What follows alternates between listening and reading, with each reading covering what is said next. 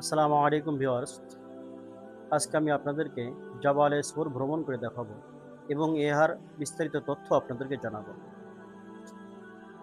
এই জাবালে সৌর মক্কা মুকাররমার দক্ষিণ দিকে অবস্থিত। এটি একটি ঐতিহাসিক পাহাড়।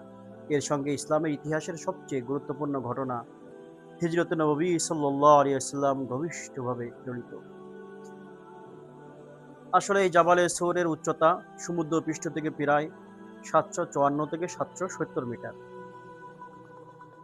এই জাবাসুলের অবস্থান আপনারা মসজিদুল হারামের দক্ষিণ দিকে বর্তমান হাই আল হিজরা এলাকার কাছাকাছি অবস্থিত।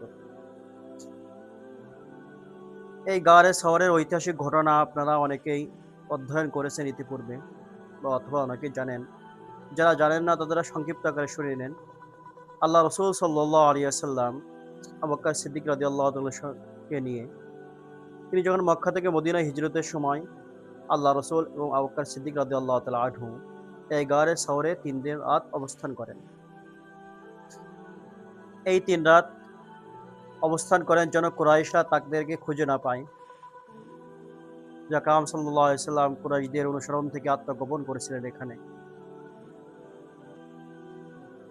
অবস্থানকালীন সময় একবার কুরাইশের লোকেরা এই গুহার মুখ পর্যন্ত চলে আসছিল। তখন আবু বকর সিদ্দিক রাদিয়াল্লাহু তাআলা আনহু উদ্বিগ্ন হয়ে পড়ছিলেন যে তাদেরকে কেউ যদি নিজের পায়ের নিচের দিকে তাকায় তাহলে তারা আবু বকর সিদ্দিক রাদিয়াল্লাহু তাআলা আনহু এবং আকরাম সাল্লাল্লাহু আলাইহি সাল্লামকে দেখতে পাইবে। তাই তিনি ভীত সন্ত্রস্ত হয়ে গিয়েছিলেন। এ সময় আল্লাহ তাআলা কোরআনে আয়াত নাজিল করেন, সূরা তাওবার 40 নম্বর আয়াত।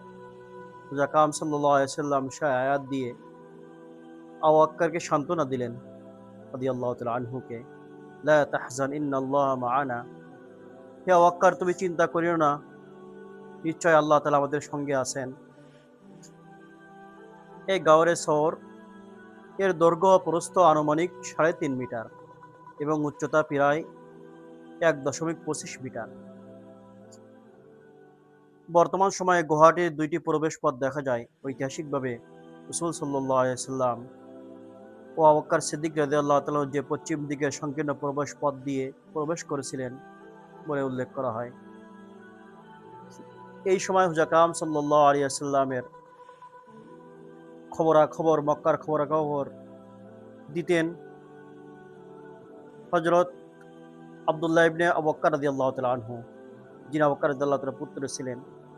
তিনি রাত্রে এসে মক্কার খবরাখবর এবং আমির ইবনে ফুহাইরা রাদিয়াল্লাহু তাআলা আনহু তার ভেড়া পাল এসে নিয়ে আল্লাহ রাসূলের কাছে দুধ পৌঁছে দিতেন এবং চলার পথের চিহ্ন মুছে দিতে সাহায্য করতেন। এরপর আকরাম সাল্লাল্লাহু আলাইহি সাল্লাম আবু বকর সিদ্দিক রাদিয়াল্লাহু তাআলা আনহু এই গারে শহর থেকে আবার মদিনার দিকে রওনা দেন। এই জন্য ইসলামের ইতিহাসের একটি গুরুত্বপূর্ণ অধ্যায়, এটা একটি গুরুত্বপূর্ণ অংশ। এই জন্য আপনারা যারা মক্কা মদিনায় যারা হিজরত করবেন, মক্কা মদিনায় যারা হজ উমরা করার জন্য যাইবেন, অবশ্যই এই জাবালে সৌর এখানে অবশ্যই আসবেন দেখতে। যদিও এটা হজ ও উমরার পালনীয় বিধান না, তবুও এটা ঐতিহাসিক স্থান, মুসলিম উম্মাহের জন্য স্মরণীয় একটি স্থান। এই জন্য অবশ্যই আপনারা এখানে দেখে যাবেন এবং আমার চ্যানেলটি সাবস্ক্রাইব করুন। সাবস্ক্রাইব করে আমাদের সঙ্গে থাকবেন এবং এই ভিডিওটি বেশি শেয়ার করবেন।